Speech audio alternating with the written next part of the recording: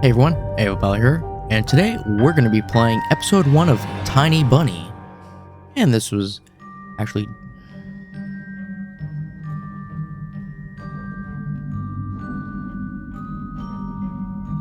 Hey everyone, Ava here, and today we're going to be playing episode 1 of Tiny Bunny.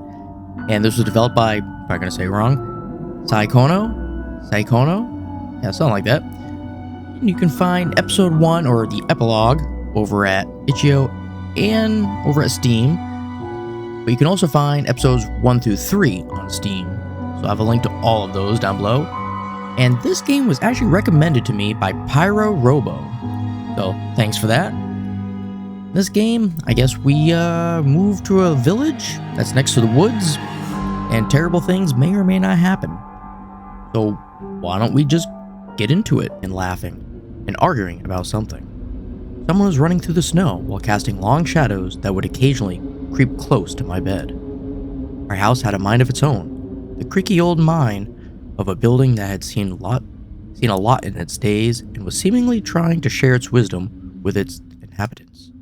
The lonely house faced the forest, and the dark green thicket gazed back with its willow eyes, rustling, whizzing, swaying back and forth.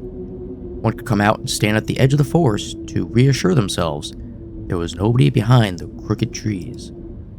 Fuzzy silhouette swaying in the wind couldn't possibly do any harm. It's just a play of light and shadow. Just a play. I knew it was just my imagination. I was already 12 after all. Still. Hey, there's like a little fox in the background. Or a raccoon face. I'm pretty sure that was a fox.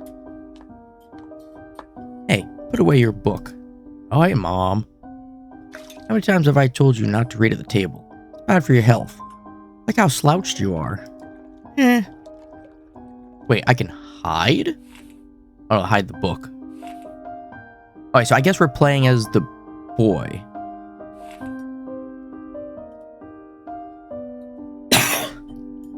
I didn't protest and put the book about Conan the Barbarian aside. Good book.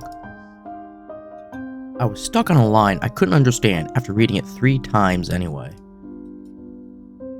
Olya had already finished her breakfast and was munching on some cookies. She was so enthusiastic, she almost looked like your typical girl from commercials. And she got some cookie stuff on her face too. You're not going anywhere until after you finish all of it. I, on the other hand, was still trying to drill a hole in the plate with my eyes, as if it would make the porridge disappear. Hazy anxiousness welled up inside, all because of the previous sleepless night, the black forest around our house, and the gloomy wind. The longer I waited, the colder the lumpy white substance became. Ew. Looked like a jellyfish from the... What? From the Cousteau Odyssey. Love that show. Wonder how horrifying the bottom of the ocean is. Pretty damn horrifying if you've seen some of the fish that come from there. Or how cold the black forest is at night. The spoon fell out of my hand. Mom showered me with a cold glare from her green eyes. What did I just say? I'll get it. I had 10 seconds to catch my breath before battling the nasty porridge once again. I felt around for the spoon. What is this? Carved on the other side of the table. Karina. Huh, that's my mom's name. I guess she carved it out with something pointy when she was little. She sure was a rascal damaging the furniture like that. She would scold me for a week if I did something similar, though. Should I remind her about it? No. She's been in a bit of a bad mood lately. I imagine her being my age, sitting under this table. I wonder, was Mom afraid of the dark back then? Or the sound coming from the attic? Or the thick forest? Like a lot of things to be scared of. I imagine my grandma coming into my little mom's room, sitting at the edge of her bed, where Olya sleeps nowadays, and saying this in her soft, smooth voice. Yaga is a special place, little girl. It's watching you closely, sniffing you out, trying to discern what kind of beast you are. You're a good sort. It won't abandon you in times of trouble. You're a bad apple. It'll grab you by the side and drag you under the ground. And that would be it? Grandma was caring. She never fought with anybody, never yelled, never swore. Those were the times without the maddening screams until late at night, without smashed dishes and mutual accusations. Our parents used to love each other back then. I remember listening in on one of their conversations by chance. They were talking about Grandma getting prepared for her own funeral. She had already bought a casket, and she called it her cute funeral box. It waited for its time in the closet, patiently. It was black, upholstered with meat-colored material on the inside. Well, there would be meat on the inside after a while. I saw it when Grandma was getting buried. The house didn't change since the time she was alive. Only all of the photos were gone. Glass-covered pictures with gray faces of my ancestors. They all had a dead, but watchful look in their eyes. Oh, they all had a dead, but watchful look in their eyes. All right. Crawled out from under the table. Oya was done with her cookies and was looking at my share like a sly little woodland creature. I turned my gaze towards the frosted window. There were a lot of dark pines outside, but they didn't grab my attention. The pattern of frost formed a picture on the glass. Oya, look, it's a fox. Where? I thought that was a fox. It looked almost like those optical illusion thingies they put in the back of student notebooks. A mixture of lines at first glance, but if you blur your vision a little bit and look under a certain angle, not outside, on the window. Look, here's the nose, and here's... Hey, eat up. Yes, just a moment. I don't see anything. Hurry up, we don't have much time. Ah, there it is. But it still doesn't look like one. And I'm telling you it does. Nuh-uh, it does. Stop it. These kids, I swear. Now, I couldn't see the fox either. It disappeared. Went away. Only the frosty patterns similar to the stretched out nettle leaves kept creeping up the glass. My dad entered the kitchen with long, measured steps. I want to have a beard like his when I grew up. Mom would always ask jokingly, "Come on, shave it off, it stings." Yeah, my wife does the same thing. This was so long ago. Nowadays, rumbling doors and witty comebacks were an everyday occurrence. Oya always covered her ears whenever she hears something like, "What's the point in all this?" through the wall. "It's all for your sake," Dad would reply, "for the sake of our family." I always caught every sound in fear of hearing the most dreaded, the deadliest word that started with D. D-I-V-O. I don't even want to finish it. It was scary to imagine that me and my little sister could be torn apart and taken in two different families. Anyway, your fox is nothing. I have an owl on my window. You and your owl talk again. You said you believed me just yesterday. Have anybody seen my car keys? I remember leaving them on the windowsill. Right. Maybe you did, and maybe not. You're a grown man, a father of two, and still... Karina, please stop. Just let me get ready in peace. Your keys are in the basket, along with the phone. Well, thank you very much. Anton, stop making a martyr out of yourself and finish eating already. And the owl? There was no owl. But there was one. It had giant glowing eyes. Oya sprung up from her chair, placed her hands on her little face, imitating a pair of eyes, the size of an apple each, with her fingers. Last year you had Babia in your closet, and now this owl? But I saw it. Oya shifted her gaze back and forth from Dad to Mom to me, but couldn't find any support. Have you thought about befriending it? You know, like feeding it with imaginary mice? Don't bully our girl. She's just afraid to sleep alone because she's still little. Oya pouted her lips in rebellion and rushed into the hallway. The staircase that led to the second floor creaked. Mom gave Dad a strict look. Oh, that look in her eyes. It's so uncomfortable to be pinned under it. Dad just snorted in reply and left, ringing with the keys he just found. A minute had passed, and the theme song from The Little Mermaid echoed through the house. It was stored on an incredibly worn-out cassette tape, which Dad already had to glue together once. It's so easy to fix objects by gluing them back together, for example. How do you fix a relationship? Mom moved to the living room, and I was alone, anxiously stealing glances out the window. Ollie had trouble sleeping ever since we moved to this house. She would toss and turn, or curl up into a ball under her blanket. Sometimes, she would jump up in the middle of the night and turn on the VCR. Cartoons helped to take her mind off of the troubles we had with the move and our parents. Ooh, that was the owl. Then Olia said she saw the giant flying monster outside her window. She became obsessed with it. Our parents did everything in their power. They tried every little trick to get rid of those ridiculous fears. Olia refused to sleep alone and didn't believe that the owl was just one of her nightmares. That's like how every creepypasta seems to go, isn't it? Kids see something, the parents deny it, and then something breaks in. Takes the kid or replaces the parents. After tonight, I was unsure what to make of my sister's words, what to think of it myself. Can nightmares be infectious?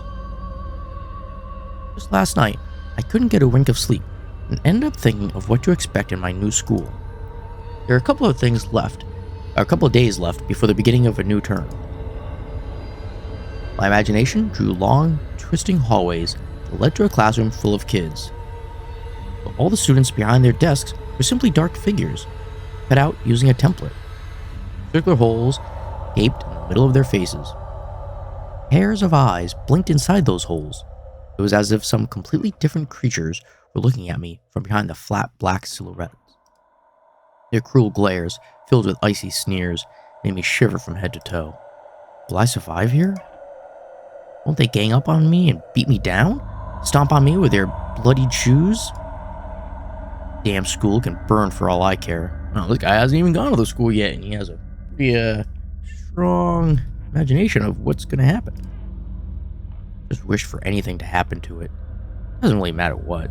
I didn't want to go that much anyway.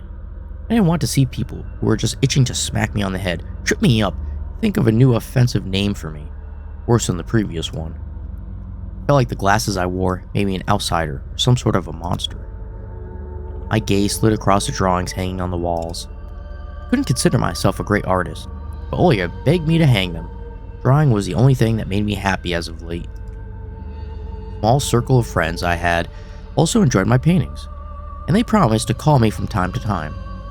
Sometimes I imagine Mom picking up the phone and saying in a cold voice, "You've got the wrong number." Or, "Anton is not around." Anton is not around. I imagine my future classmates lying in their beds, just like me, listening to the howls of invisible werewolves outside their windows. Maybe my new classmates will like me after all. But who would ever like a boy with thick glasses? I mean, my dad used to wear glasses when he was little. Now he's married to the most beautiful woman on the planet, my mom. The house creaked, pressed by the wind. The condo we used to live in, a 9-floor concrete building, buzzed with the neighbor's drill, mumbled with a TV set from behind the wall, cried like a baby from the big family next door. Our current house, though I can't really call it new, was completely different. It was silent and easy, going during the day. Shadows lay dormant in the corners of the closet, cobwebs, and under the stairs. They all woke up during the night. Something was watching me from every corner, almost as if the old photos of my deceased family with their ashen eyes were hanging on the walls in place of my drawings. The floor was squeaking, rusty drains were moaning, the attic was occupied by noisy drafts. One could think the house was performing some sort of demonic melody. Then I realized I was, in fact, hearing music. It was already playing for a good while. Somewhere at the edge of my perception, I could hear a flute. It was mixed in with the sound of wind, of the creaking old house, and my thoughts too. I stood up and rushed to the window. I wanted to reassure myself that the music was nothing more than the product of my imagination. It's not like someone is playing it there amidst the cold, snowy night, right? Alright, we can open. Nothing there. never mind.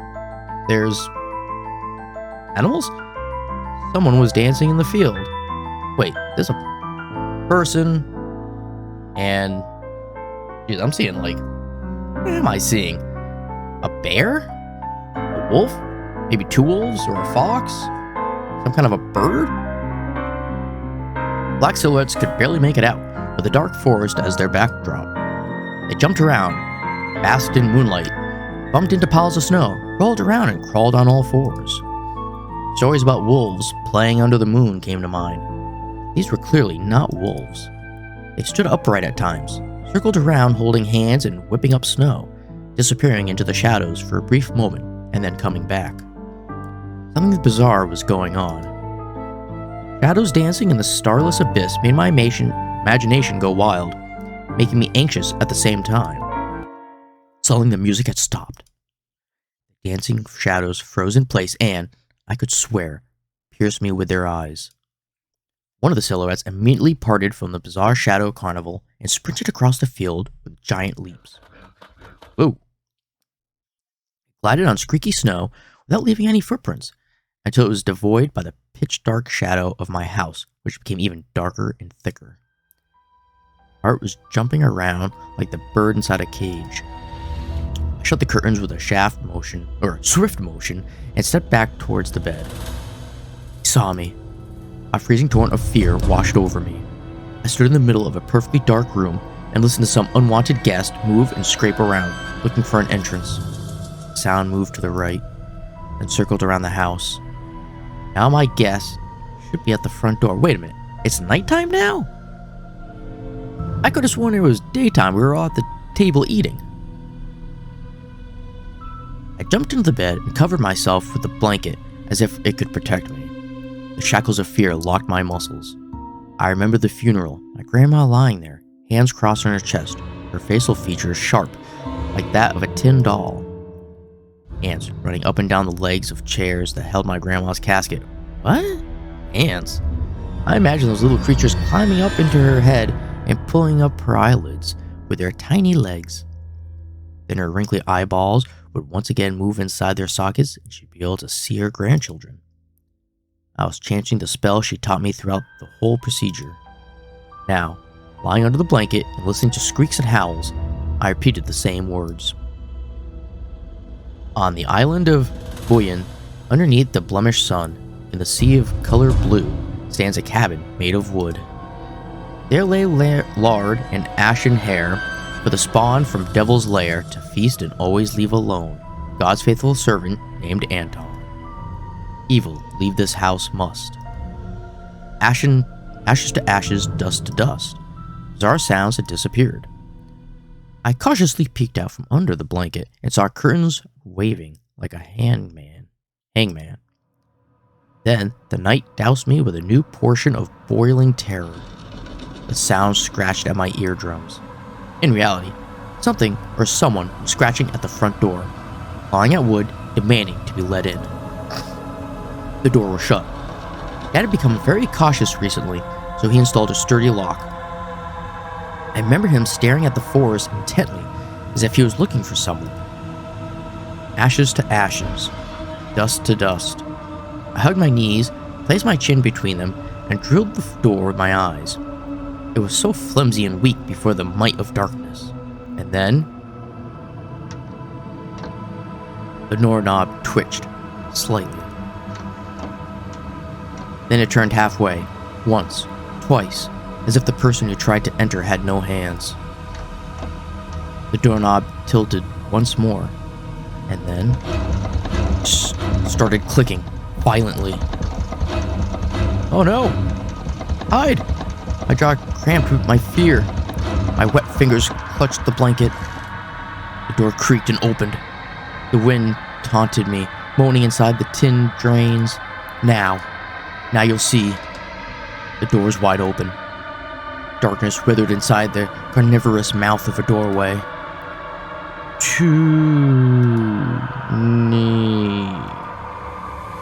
It was as if the night itself was calling out to me, flapping its black wings and squeaking with rusty hinges. I was trembling, ensnared by the web of darkness that hung in the corners of my room, waiting for the one who weaved it to come out of the gaping black hole. Cody. My abdomen tightened and my chest rose up, ready to exhale a desperate scream. But before I was able to do anything, the darkness asked me, "Tony, you asleep?" My sister's pale face protruded from the thick shadows. I almost screamed from relief. "Olia, I'm not sleeping. Did something happen?"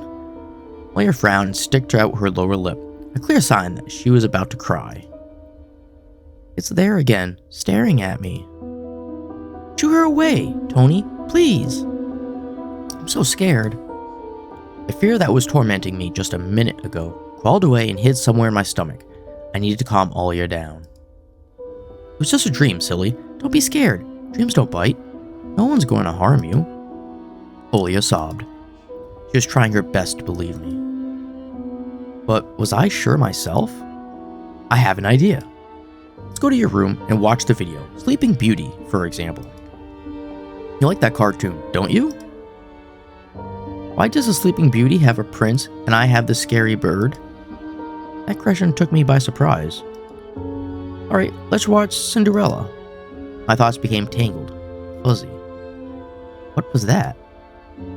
What studied me with its eyes while dancing feverishly under the moon? The darkness was clinging to the window, and I couldn't be fooled by Grandma's old chants.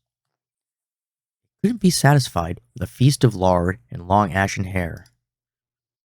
Tony, you coming? Yes, just a moment. Ooh? Sounds like we're being eaten.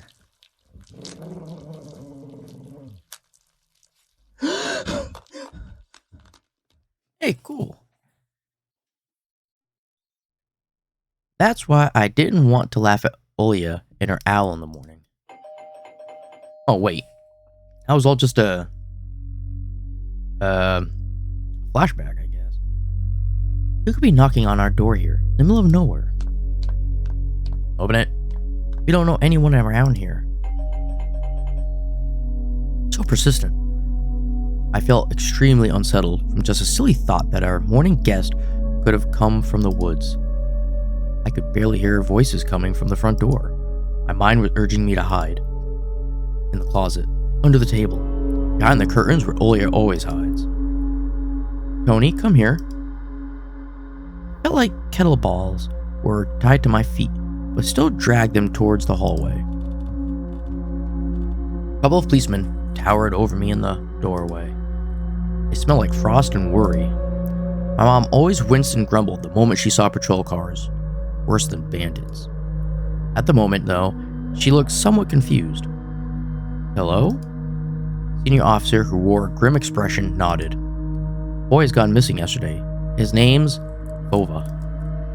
Look at this, please. Have you seen him? The policeman held out a photograph to me.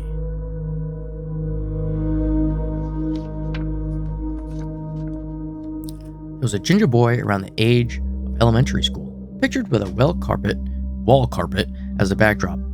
Wall carpet. He had a striped cat in his hands and wore a wide smile.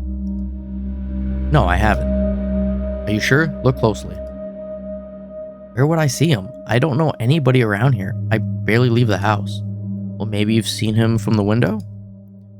That's right. Your window looks straight at the forest, don't they? No, I haven't seen anything. I see. His voice was tired, but his eyes, his stare, long and heavy, was full of suspicion. I squirmed unwittingly under the weight of guilt which his giant shadow cast over me. The policeman finally tore his eyes from me and glanced over the hallway, the stairway, and the cracks in the ceiling, which I haven't noticed before for some reason. How you like your new place, by the way? Getting used to it? Bit by bit. It's just our little daughter misses the city a lot. This is the city, huh? Have the locals been treating you well? Yes, everything is alright. Thank you. Policeman pierced through me one more time with his gray eyes. My head started spinning. Can I help you somehow? I asked in that shaky voice to look like a polite boy and to end this unpleasant conversation sooner. I've done that plenty of times. In fact, I still do that when I don't want to talk to people. Now that I think about it, you look just like one of my nephews, little fella. He's a witty boy around your age, wears the same type of goggles. Always engrossed in reading those mystery novels. Told me he wants to roll into police school when his family visited us for the summer. Wanted to help other people. Just like me, see? I felt uncomfortable, as if a distant relative and not a police officer stood before me. You know what? Little boys like you should stay at home, steer away from trouble. The times have changed so much. Mom interjected in a cold voice. You don't say. Ah, well then. What grade are you in, Tony boy? 6th. Have you made any friends here so far? Not yet. I'll be going to school for the first time after the break. Ah, then I'll leave you my number just in case. Call me if you have any new info. Policemen were gone, along with their shadows, and the smell of cheap cologne and the photo of a smiling boy. His face still stood before my eyes. Thought about what he felt, being all alone right now, there. For some reason, I imagined the forest swaying in the wind. What did his poor parents feel? What would my parents do if I'd gone missing? Would they cry and thrash around hysterically? Or would they accuse each other like they always do and eventually forget about me? Mom, this Vova, did he go missing in our forest? Seems like it, poor child. I looked out the window at the road. The police UAZ drove off toward the village. The officer's nephew came to mind while I was splitting off old paint from the windowsill. Remembered all the teenage mystery novels from the Black Kitty series I've read this summer. Your average boys and girls investigated all sorts of mysteries there. They looked for clues, spied on suspicious people, and after a set of amazing adventures, bam! Solved any complicated case. They became local celebrities and must have made their parents real proud. I noticed a trail of policemen's footprints that led to the forest. Ah, we're gonna be doing what they do in the books? You're gonna become a little junior detective? Then it clicked in my head. Why don't I start an investigation of my own? I knew it. Maybe I'll find that lost boy, and I'll get my reward. Olya will be so happy. Not only Olya, Mom and Dad too. Maybe they'll even forget about their quarrels for a while. Maybe I'll even save us from the D word. I fantasize about buying Olya a Tamagotchi, getting a cassette player and a bunch of tapes for myself. A whole box of Kinder Surprise. Ooh, kids love those things. And I have to throw all the toys away because they only play with them for like 10 minutes. They don't even eat the candy. When was the last time our parents bought us any toys? Last autumn, I think. My dad had lost his job at the time. There's that annoying song about it. I had little to no idea what the accountant's job's like. Counted money? Neighbors used to envy us. But nowadays, Mom and Dad barely had money to afford sweets. Dad would always divide a single chocolate bar between me and Olya. Sometimes I gave her my share too. No matter how much I wanted to eat sweets, she was still just a pipsqueak. Couldn't wait to go out, looking for clues. I'm going outside. Yeah, right. You want the police to go around with your photograph next? The forest is so thick. What if the boy got snatched up by wild animals, or something even worse? Even worse, echoed through the hallway. I won't go far. I'll stay away from the forest. Did you hear what I said? Or should I repeat myself again? Better pack your school bag, or go play with Olya. Why would I pack my school bag? School's not until after break. Mom really is kind of demanding. Maybe the dad's onto something here. I don't know. The sound of splashing water came from the kitchen. It meant that the argument was over, and Mom had the last word. Okay, so what are we gonna do? Let's go downstairs. Oh, the dark, stuffy closet. It's a closet, okay. Mom says it smells like mice. How does she know their smell? Oh, they have a smell. She hates when I stick my nose in there. She's afraid I'll cut myself on the freshly sharpened axe. And Olya can't even be lured close to it. She thinks Babia is living there. I tried to help her fight her fears once. I opened the door and turned on a dim lamp. so she would see there was nothing but cobwebs, Dad's tools, and scratched walls. She still didn't believe me. I liked to hide in the closet and listen to Olia count outside. 1, 2, 3. Better hide from me. And then drag her feet on the creaking floorboards, hoping that she won't need to look for me in the cramped monster's den. Okay, let's check the kitchen. What Mom's up to. It was difficult to lie to Mom, but there was no other way for me to run away from home. Mom, something's wrong with the TV. The picture's dim and there are stripes all over the screen. Mom's face became visibly distorted. Oh, you're killing me here. So have you had enough of shooting those stupid ducks now? Told you the kinescope will go dim because of your console. Where will we find a TV technician in this hole, huh? Maybe it's just the settings? Please, go see for yourself. Strange, it worked fine in the morning. Maybe the snowfall caused it? Mom rubbed her eyes clean on her apron and went to Olia's room. What's in the fridge?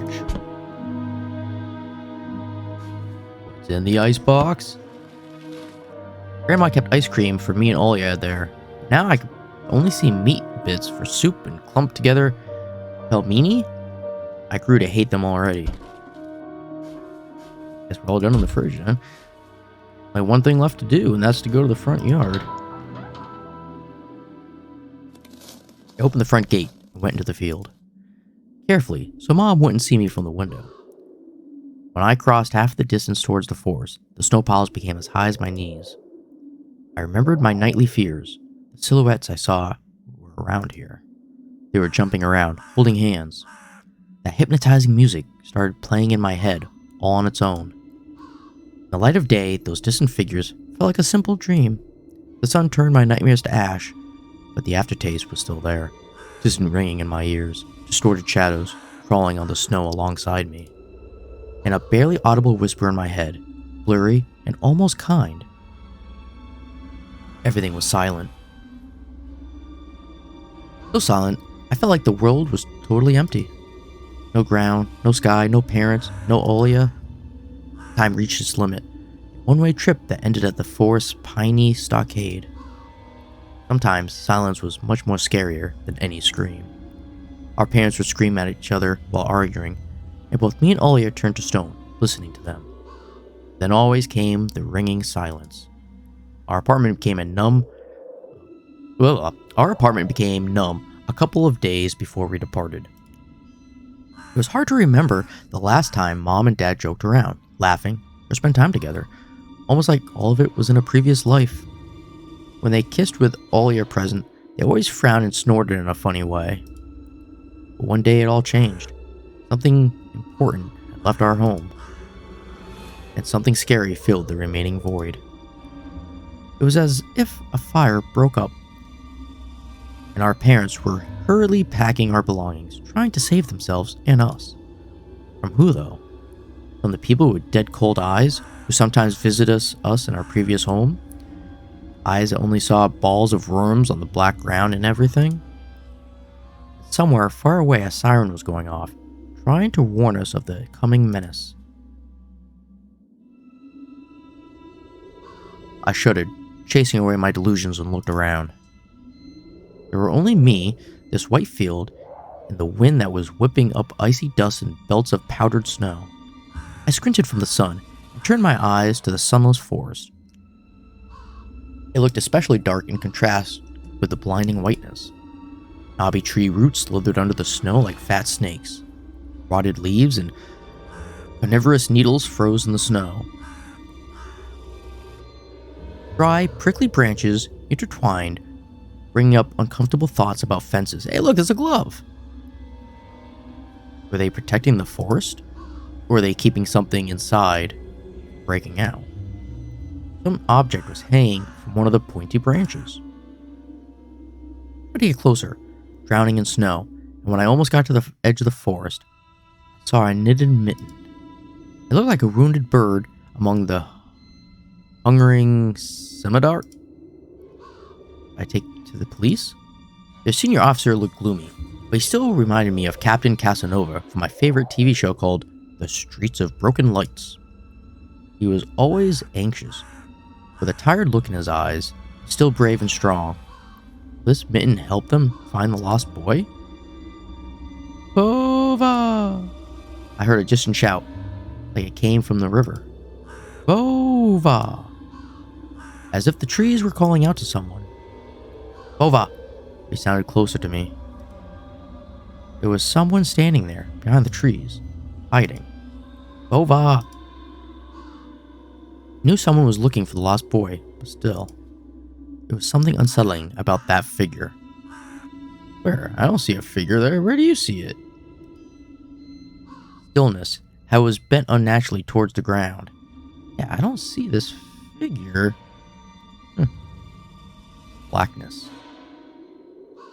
There's no one there, just branches and roots. It's all just my imagination. A nearby bird flapped its wings loudly. Oh, there was something. Shadow split from the tree and disappeared from my sight. I looked away just for a moment, but when I turned my gaze back to the same place, it was gone. So it was my imagination after all. Silence reigned from a painfully long time.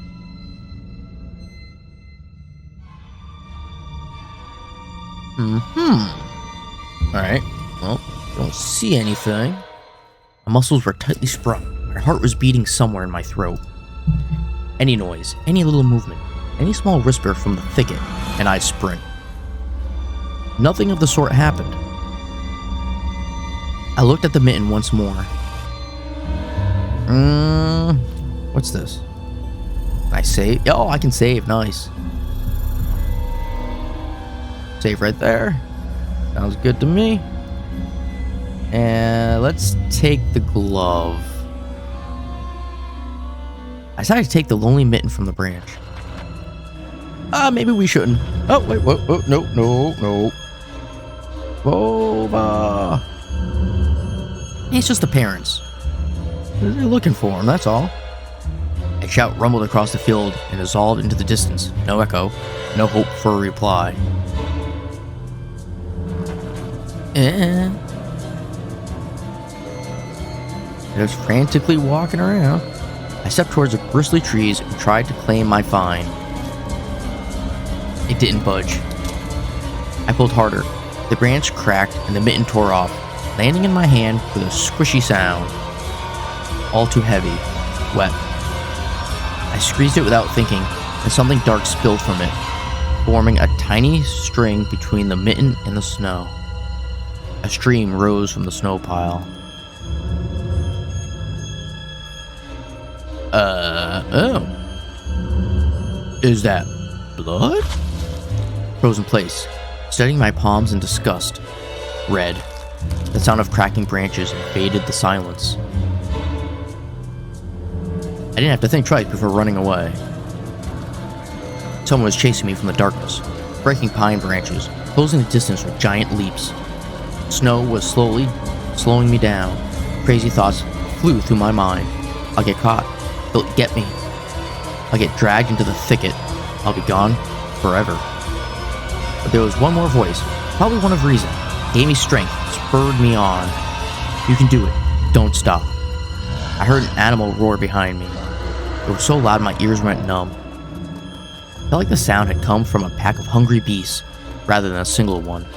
Their nostrils sucked in freezing cold air. They sensed my fear.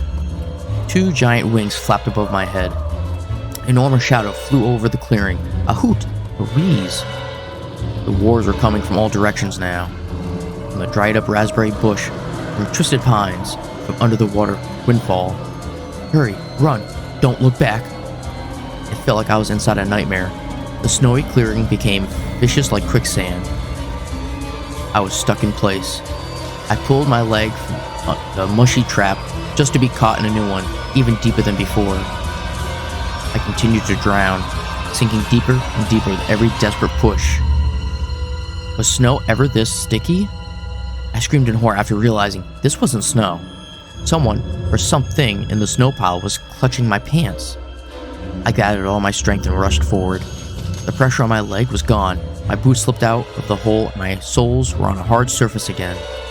I reached a clear path with one jump and from there ran to my house. Its gloomy facade didn't look threatening now. That house was my line of defense from the shadows that flapped their wings and the creatures that were hidden under the snow. I tripped over the doorstep and smashed into the door.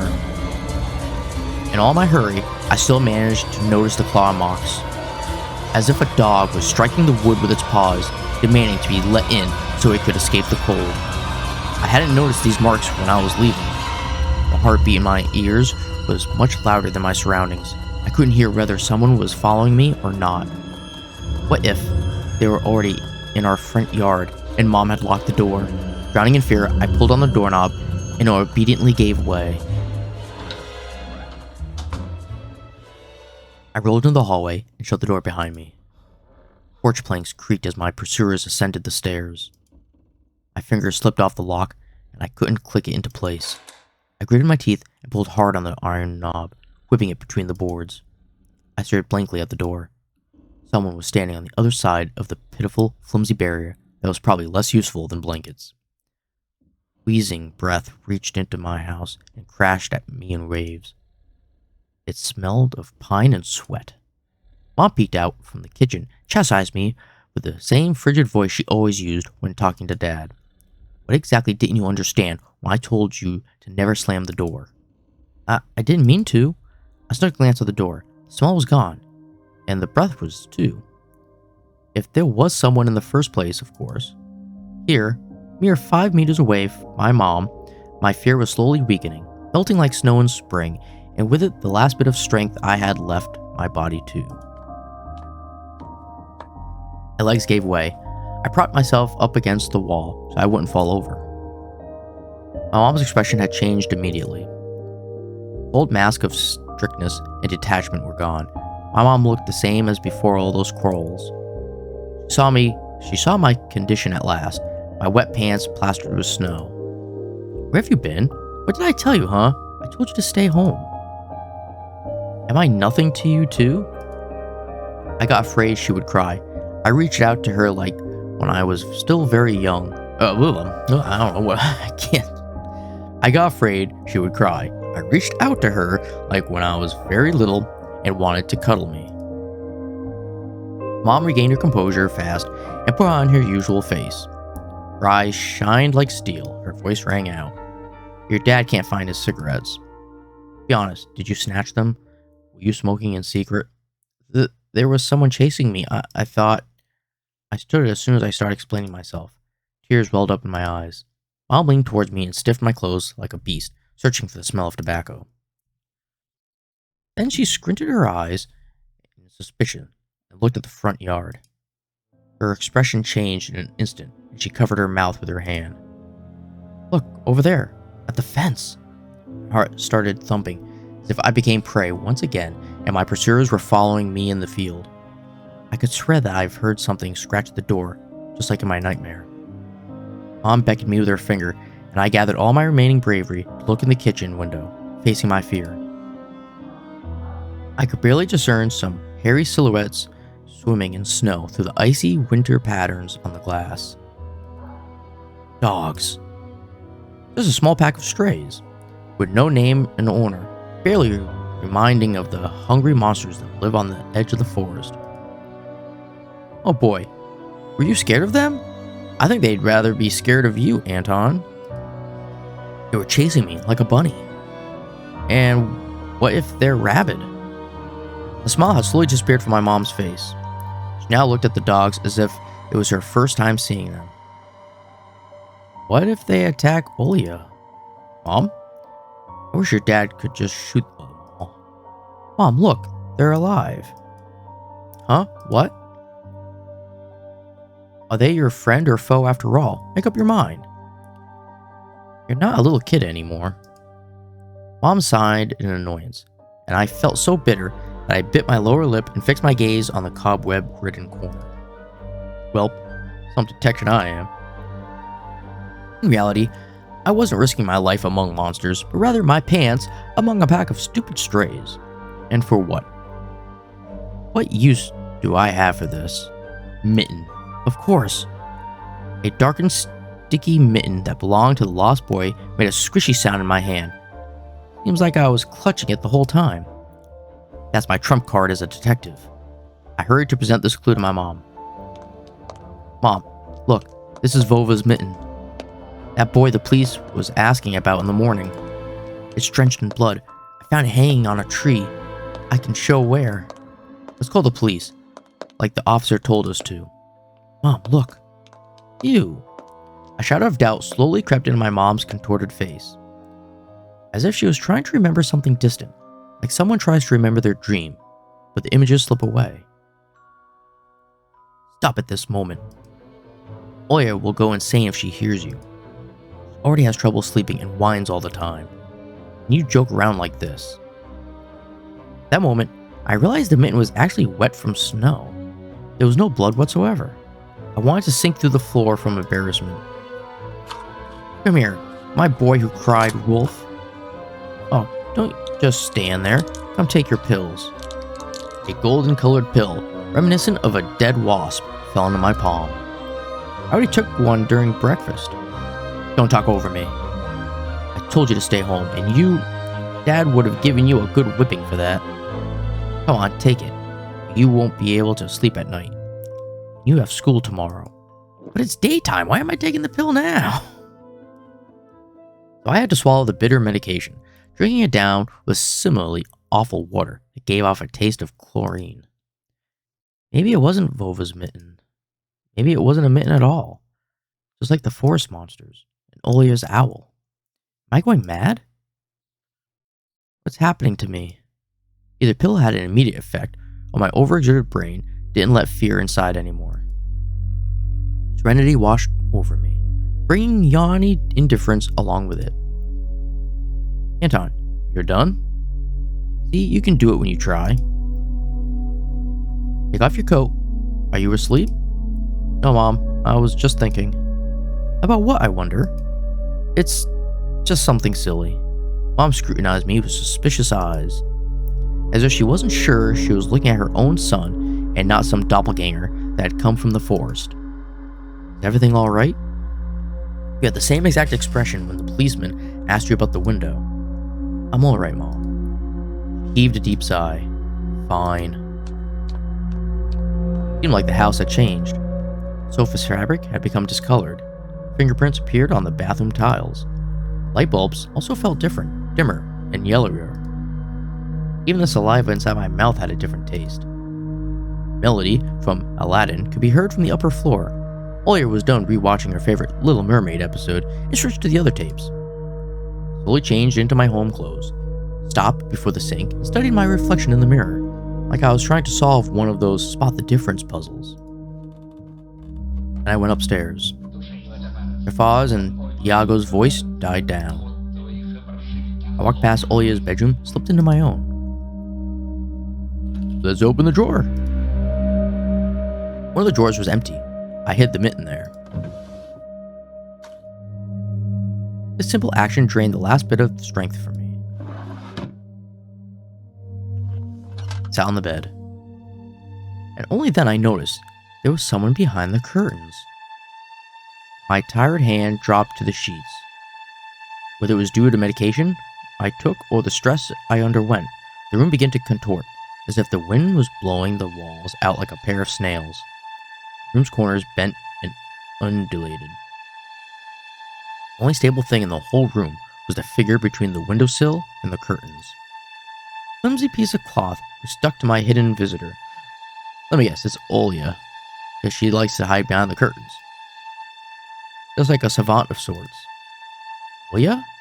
Who else would be standing there? I stood up, licked my dried lips. Yeah, Olia, it's so funny. The silhouette was unmoving. It was enveloped softly by the curtains, as if there was a thick layer of darkness there, not a human being. I reached towards the curtains. Ba-dum, ba-dum. Beat my heart, controlled by medication. The wind sang in the field with a chorus of voices. For a second, I wanted to return to the bed, just lie down and watch the person behind the curtain, knowing full well they were looking back at me. They're looking without blinking, waiting for me to fall asleep. Plastic rings rustled against the holder when I pulled open the curtains. Gotcha! Knew it was you from the beginning. blindingly bright halo lit up above Olia's head with the settling sun as the background. My sister was shining. When she was just a baby, Dad always used to say she was shining with happiness. I always retorted, "But Dad, she's not some flashlight." I brought her to the window one day, and sunlight poured on her smiling face. I felt like I was holding a child Bowen from light. I saw everything. Oh, really? What did you hide? It was just like Mom when she was little, before she put on her sad mask of tiredness and switched to her commanding tone of voice. "It's nothing, just..." Oya ran up to the table, her round eyes, and asked, "You stole something and hid it there. Are you a thief?" "What? Don't be stupid." I didn't steal anything. A clear image came to my mind, that mitten hanging from a tree branch. What if I did steal it after all? From the forest, from the tilted figure standing behind the black trees. Oya could be selfish and stubborn when she wanted. And show me. Swear that you won't tell anyone? Then I'll show you. Oya wore a plotting smile. I swear on Mom's heart. An oath she had heard in one of the movies about the pioneers we've watched. Don't say things like that. Oya nodded and made a gesture with her hand, locking her mouth with an imaginary key. She was filled with curiosity that was splashing in her giant eyes. I opened the drawer and Oya leaned in, holding her breath. It looked like there was not just a simple mitten, but some sort of exotic critter. Is this someone's mitten? She said that as if she couldn't understand what she saw. A certain boy lost it, and got lost himself. Now, do you understand how dangerous it is for kids to wander into the forest, right? It must be really cold out there. Will they find him? They will. Police is going house to house showing his photo to everybody. Oya traversed the room with care and pressed her tiny palms against the window. And why are they going to houses and not the forest? Are they scared? The question caught me off guard. Police isn't scared of anything. Yeah, right, flashed in my clouded mind. Did they really check every nook and cranny where darkness, cold, and whispers of ice branches dwell? If that's the case, how did they miss the mitten? Or did they appear later for me? Change the topic. They're trying to get Oya as far away as possible from the forest thicket. We may get a reward if I go and find this boy myself. A lot of stuff, like in Field of Wonders. Sounds cool, right? Oya wasn't listening to me. She was piercing the forest with incredibly adult eyes, uncharacteristic for her. What if the owl got him? Nonsense. An owl won't be able to lift a human. But you know what? I was picking my words with utmost care. I forced them out of my overexerted brain. Ugh. A lot of talking. Stay away from the forest. I think it's, how should I put it? It's cursed or something. It's like in a fairy tale? No, not like that. More like in that spooky tape Mom and Dad are hiding from us. Olivia shivered, stole a glance at the window. Saw you running away. Someone was chasing you? No, it's just, I was hurrying back home so Mom won't be worried. As I looked at my sister, my heart was tearing again. It was so fragile. It was so easy to stifle her light. A gust of wind, and her small fire would be gone. You're lucky. Mom won't even let me go outside. I'm like a princess in the tower, can't go anywhere. I'll die from boredom here. You're wrong. No one has ever died of boredom. You have me and your cartoons, and Mom and Dad will be good to each other soon. You know what I would wish for on my next birthday?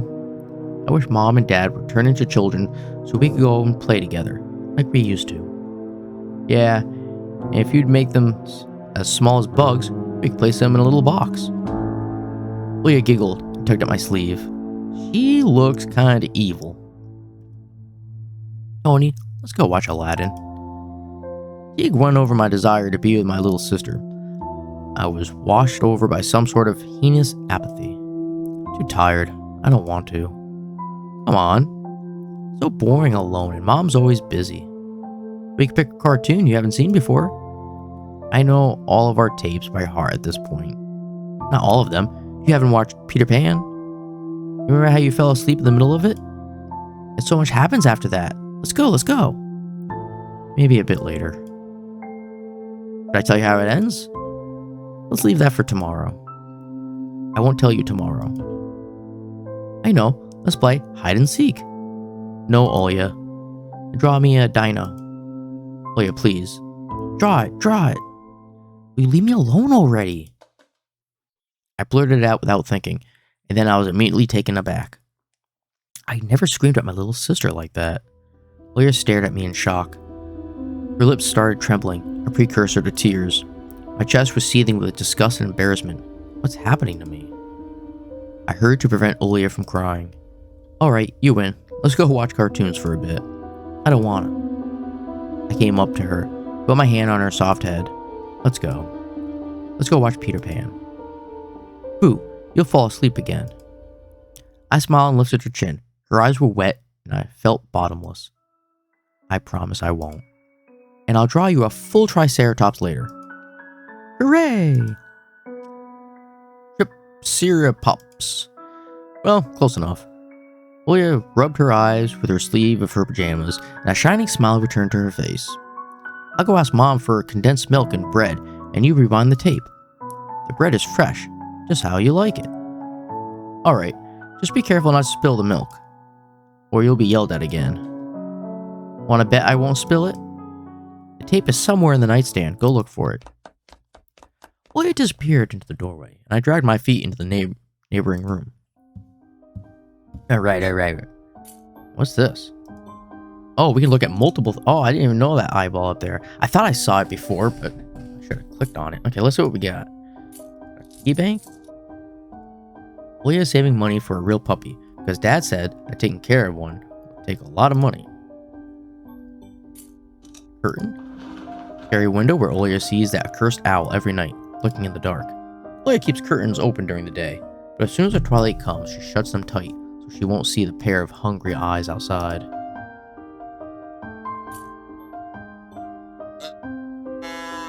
Olya's countless toys. An old teddy bear is the main attraction here. Olya doesn't sleep without it, and she digs her nose into the fur when she sleeps.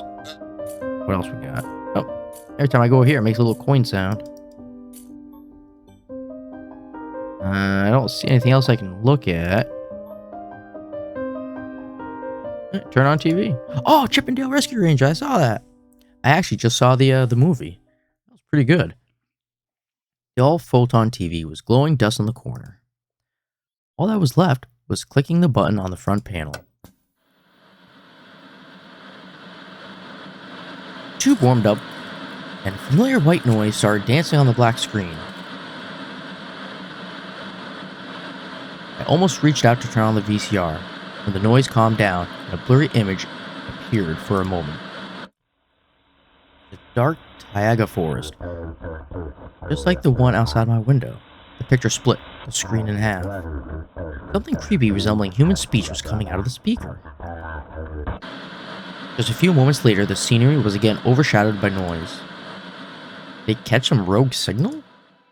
Local TV station really showed Soviet cartoons. Even that was pretty rare. And only just recently, I used to always watch Robotech before school. Robotech, awesome! It was so awesome. Maybe I should tinker with the antenna? What if it catches this channel again? On the other hand, Olya had asked me to find the tape. Wouldn't be nice to disappoint her, especially after you snapped at her. But in my sleepy state, I didn't have the strength to do all of it. Yeah, sure. Wait, I can... Let's do search. Shift through the shelves full of dolls and blue hippos from Kinder Surprise. I found the tape I needed thanks to its shabby spine.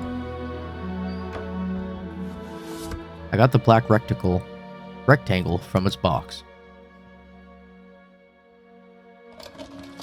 The tape inside it rustled while rewinding to the beginning. The rustle was lulling me to sleep. Drowsiness attacked me while I was squatting before the TV.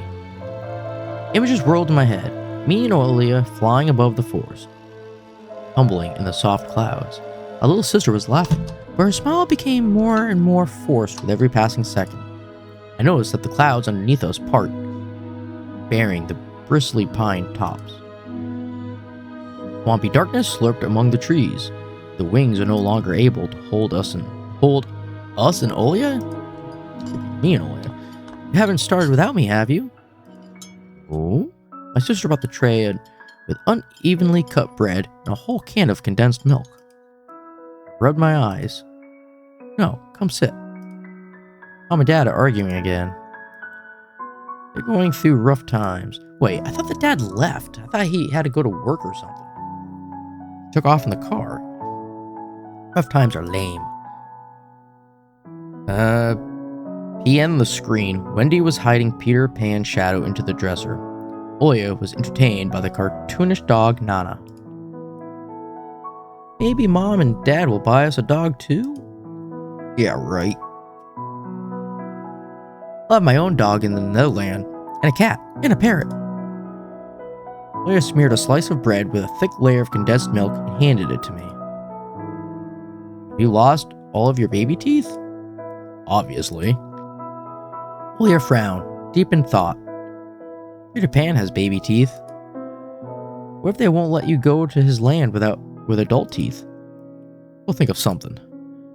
We'll ask Dad to alter your age in the passport. And why would Dad forge documents? Oya took a bite from the sandwich and started talking with a mouthful. I've heard Mom did that before. They'll grow ears as big as Dumbo's. Oya got worried and touched her ears. I smiled to myself. My little sister was silent now. She just devoured bread, watching the adventures of Peter Pan, Tinkerbell, and James Hook.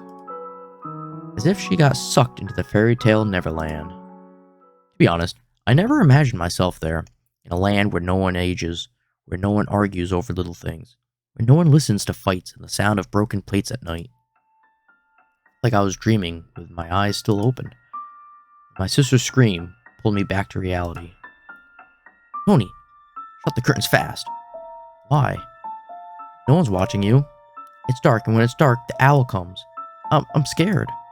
I got out of bed, fighting my drowsiness, and closed the curtains. Close. I did my best not to look outside, towards the treetops, toward the Taiga forest, which seemingly drew closer and closer. Of course, it was just a visual effect from the shadows of branches scraping the snow. Tony, Mom thinks I made the owl up. Dad, too, thinks I'm a liar since I'm small. The owl exists. Honestly, it does. You believe me, right? That if it comes every night and swiftly grabbed Olia's hand and looked her in the eyes. I was trying to transfer at least some of my courage and determination. But did I really have those qualities? Yes, I believe you, alright? Just don't nag our parents about it anymore. They're already dealing with a lot, so they'll just get mad at you. Come and tell me if anything happens. Don't look out the window. But it wants me to look. Doesn't matter. Act like it doesn't exist and never existed. Like it's made up. Just like Mom and Dad say. They'll get tired of waiting and fly away. Really? Monsters just get tired of waiting, huh? It was madness. But after everything that happened recently, I was more and more inclined to believe Olia's owl existed.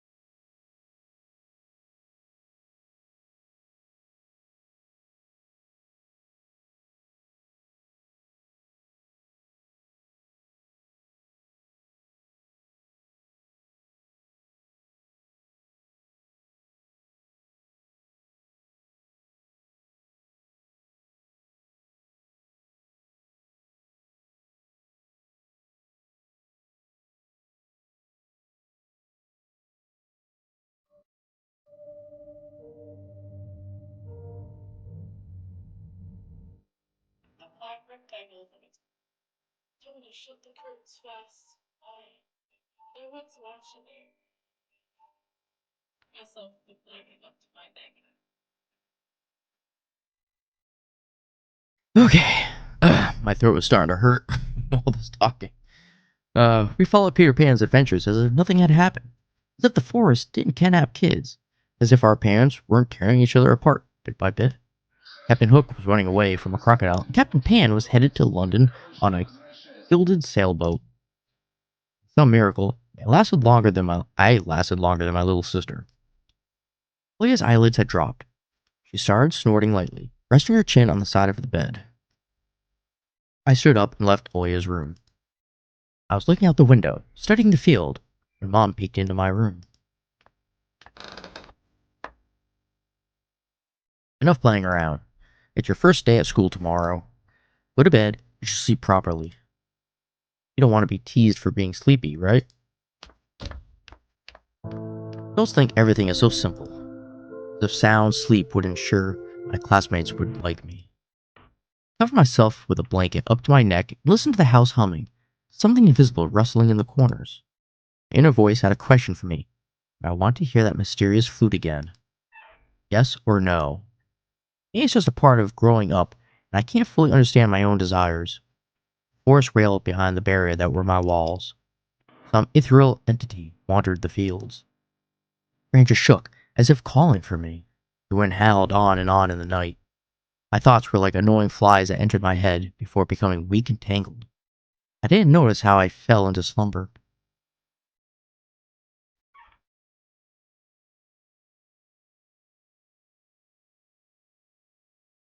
Thank you for completing episode 1 of Tiny Bunny. If you enjoyed it, do you want to know what happens next? We're already working hard on the continuation of the story. Alright, so that was episode 1 of Tiny Bunny, or the prologue. But yeah, this is really interesting. Getting into the story on this. I love the art. And on that note, y'all have yourselves a good one, and I will see you later.